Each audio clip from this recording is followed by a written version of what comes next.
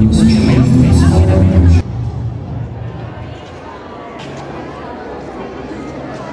so nandito tayo no, sa Esquisio. So, nakahanap tayo ng isa na pwede natin tanong okay sa sitwasyon. Okay? Ano pangalan mo? Si April. Ma'am April, ano ba yung purpose nyo sa Esquisio Gym? Ano mangyari? Ano ba So sir, purpose naman is first symposium. So,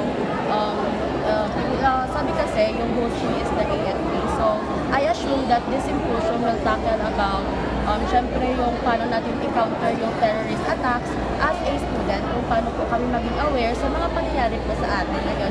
Specifically nandito po tayo sa Mindanao and para i-counter din po syempre yung mga assumptions sa atin na hindi po natin alam kung ano nangyayari po sa atin. In which aware naman po tayo and as a students kung ano po yan yung pwede natin gawin para maprotektahan po not only ourselves but also yung mga tao po sa community natin. Thank you. So more on awareness, no? Yes, ma'am. Okay, tingnan yung prampakan natin. Si, ano? Wow! Ano nga pangalan natin, ma'am? Okay, ano pangalan natin? April po. April. April. Torrentino. Okay, thank you very much, ma'am. Sa iyong thank you. Okay. So, yun yung estudyante natin ng Esquisio College of Health Science. Okay, lakasan natin. Esquisio College of Health and Science. Okay, sila pala yung ating estudyante sa Health and Science College of Yes. Okay, thank you and good morning. Okay,